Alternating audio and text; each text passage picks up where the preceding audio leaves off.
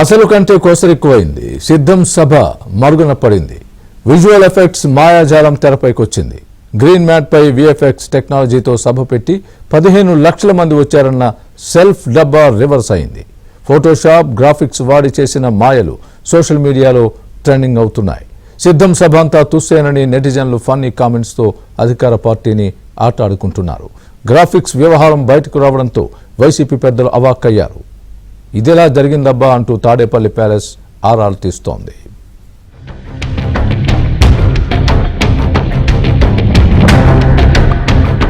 అందర్నీ అన్నిసార్లు మోసం చేయటం సాధ్యం కాదంటారు.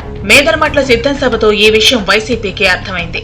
ఇన్నాళ్లు సిద్ధం సభలకు లక్షల మంది జనం వస్తున్నారంటూ మాయ చేసిన ఆ పార్టీ నేతలు నిన్న బొక్కబోర్లా పడ్డారు. జగన్ సభల్లో గ్రీన్ మ్యాట్లు వేస్తున్నారని, లక్షల మంది వచ్చినట్లు విఎఫ్ఎక్స్ విజువల్స్ తో కలరింగ్ ఇస్తున్నారని తేలిపోయింది. దానికి సంబంధించిన విజువల్స్ ఇమేజ్లు బయటకు రావడంతో వైసీపీ లీడర్లు నాలుక ఖర్చుకున్నారు. అంత భారీ విస్తీర్ణంలో విఎఫ్ఎక్స్ విజువల్ ఎఫెక్ట్ కీయింగ్ కాదని కొంతమంది వాదించినప్పటికీ అది సాధ్యమే అని సాంకేతిక నిపుణులు స్పష్టం చేశారు.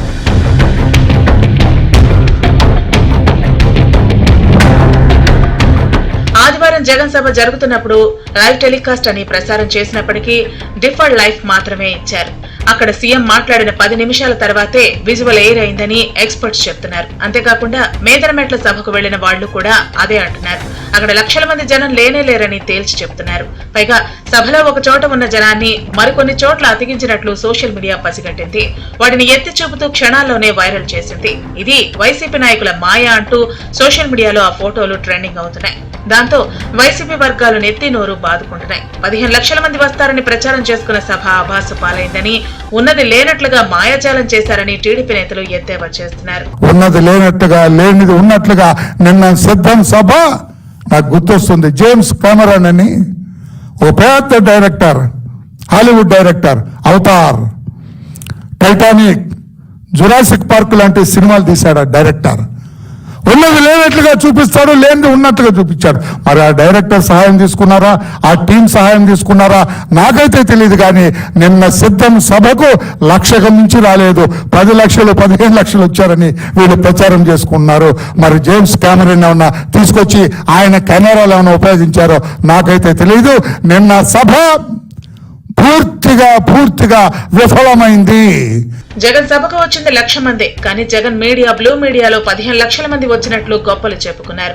తెల్లవారేసరికి మొత్తం బూమ్రాంగ్ అయింది. విఎఫ్ఎక్స్, విజువల్ ఎఫెక్ట్స్ మిక్స్ చేసి వాటికి సీఎం ప్రసంగాన్ని కలిపి టెలికాస్ట్ చేశారని సాంకేతిక నిపుణులు తేల్చారు. చివరకు మీడియాకు ఇచ్చే ఫోటోల్లోనూ మాయ చేశారని పసిగట్టారు. ఆయా ఫోటోల్లో ఒక చోట ఉన్న గుంపును చాలా చోట్ల యాడ్ చేసిన విషయాన్ని బయటపెట్టారు. వారిని రౌండప్ చేసి మరీ సోషల్ మీడియాలో వదిలిపెట్టారు. ఈ దెబ్బతో సిద్ధం సభ గాలిపోయిందంటూ నెటిజన్లు కామెంట్లతో ఆడుకుంటున్నారు. ఇక జగన్ సభలో ఓ డ్రోన్ ఎగరటంతో దాన్ని నారా లోకేష్ పంపించారంటూ మంత్రి అంబటి, అనిల్ కుమార్ నోరు పారేసుకున్నారు. ప్రసారం చేయడానికి వీల్లేని పరుష పదజాలంతో లోకేష్ ను దూషించారు. పోలీసులు ఆ డ్రోన్ ను వెంటనే డౌన్ చేయాలని, ఆపరేటర్లను పట్టుకోవాలంటూ కేకలు వేశారు. పోలీసుల ఉరుకుల పరుగులతో అక్కడికి వెళ్లేసరికి డ్రోన్ ను ఎగరేసింది ఐపాక్ టీం మెంబర్ అని తేలింది.